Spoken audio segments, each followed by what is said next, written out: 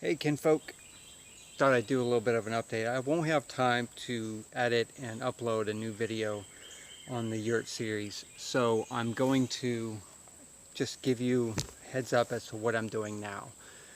I just packed the van to go to my trip to Bico for the Grand Battle. I'll be up there to help set up tents for the Voyage North with larping.org, so I'm pretty excited about that.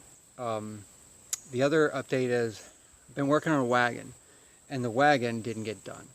I'm having some major issues that I'm going to have to wait and come back and do it again. And I want to talk about dealing with failure. Just recently was terminated from my job, and now I'm looking for another one.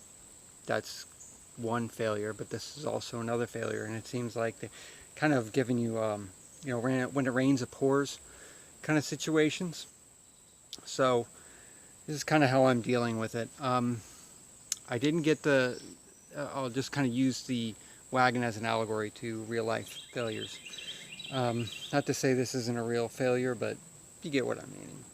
It's not essential. It's not as important. I didn't get done in time, but it will get done. I'm very goal oriented. What does that mean? I like to win. I like to complete things on time and go above and beyond expectations. And sometimes I just don't get to do that. And that's just reality. That's life. You have this vision in your head and it doesn't happen the way you want it to happen. And that's how it goes. There's no easy way to kind of break it to you. And everybody knows that. This is kind of common sense. Right now it feels like a total project failure. Didn't get it done in time for the one time I needed it. And there's other thoughts in my head, like how could I have spent the time more wisely, like making something else like a bed or a table. And I could have definitely gotten those done. But I wanted to try something hard, something worth trying. Kind of like John F. Kennedy says about the space program, we're doing these things not because they're easy, but because they're hard. We want to accomplish something. We want to accomplish something that most people can't accomplish or won't, which can't lives on Walt Street. A lot of you guys, will feel the same way when you hear somebody say, I can't. And I'm not that kind of guy. It means that, when somebody says I can't, it means that I won't. And I don't want to be that guy. I want to be the guy who says, yeah, I can do that. I can make that happen. These thoughts of how I could have spent this time doing other things, or spent the money on some other project where I could complete it, these things aren't really helpful because it doesn't really change anything. It really doesn't. I can't go back in time and redo it. I can't save scum and go back to a previous save of my own life and undo something or go a different path. It's just not how it goes. So I'd like to spin these around to say that they're more of a positive. So what does that mean? It means that the investment's still sound. The material is still there. The frame is built. The only thing that's really wrong is just a few items. I just don't have time to wait around for the mail to give me the right parts that I need. And I need to leave tomorrow. And I'm not going to pay overnight shipping for these things. That's just, it's not worth it at that point. And what then? When I get these parts, they're just going to maybe work. And I just spent an extra $30, $40 for overnight shipping. Yeah, it doesn't seem like a very sound investment to me.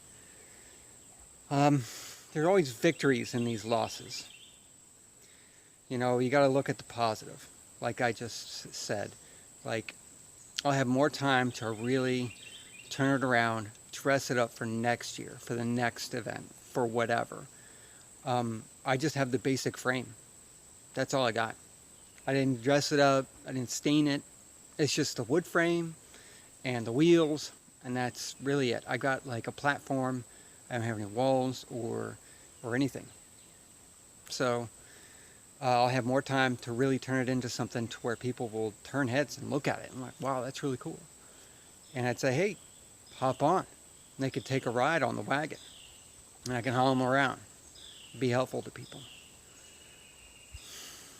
You know, I don't have to worry about packing it up. I don't have to worry about breaking it down and transporting it out there and setting it up and all of that stuff, all the stuff that you bring to your event. You don't have to worry about. You don't have to worry about any of that. So that's also another thing, one less stressor on a long list of stressors, because I'm driving 16 hours to get out to this event, and that's one more thing that I've got to do at the end of that 16-hour drive. You know, that's one positive note. I don't have to deal with that. This isn't an essential project, and I don't want it to distract me from the real reason why I'm going to this event, is to have fun. That's almost always rule. Some call it rule 0. I call it rule 1. Enjoy yourself. Have fun. If you're not having fun, then why are you doing it? Why are you going to this event? Why are you spending your money and your time off? Why are you doing all this if you're not going to have fun, if it's all just serious? It's a good question. You know, don't try and put that stress on other people too and say, well, you got to take this more seriously. Well, there's a guild in Bico where they have one of the rules. It says, I want to say rule 8. For those that you know,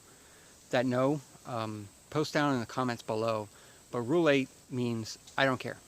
I don't care about this. I opt out.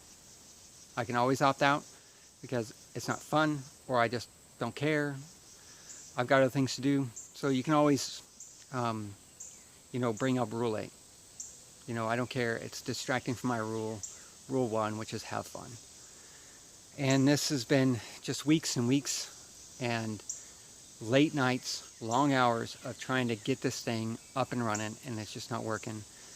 And you know what? I can just let that go and say that putting that time and money investment in the bank, and it's going to pay off, just not when I want it to. And I think that's an important thing to remember whenever you kind of come across one of these little failures. And last night, a friend of mine definitely noticed how I wasn't happy about this kind of failure, this little thing that should have worked and it didn't. And he just kind of said, hey, why don't we hang out on my porch and talk about stuff? And we talked about The Simpsons. We talked about little, you know, horror story books and just random stuff. Got my mind off of it. And it really did help. I felt like almost 180 degrees different. Just completely in the opposite direction. I felt good. Started looking forward to the event instead of thinking about how I didn't make the thing and I didn't get the thing done and focusing on the negative. I really started focusing on the fun aspect. So I hope that's helpful for you guys. Let me know if there's anything that you guys do to help you kind of deal with these kind of losses or these difficulties. There are personal ways to do that, and I'd like to hear your personal ways to do it. And put them down in the comments below. Be sure to give me a thumbs up on the video, and be sure to subscribe and share the video and let people know about the channel. I also have my own merch. Here it is. And the back. There it goes. So if you can, buy my merch, and I'll see y'all next time. Be humble, be helpful, and be honorable.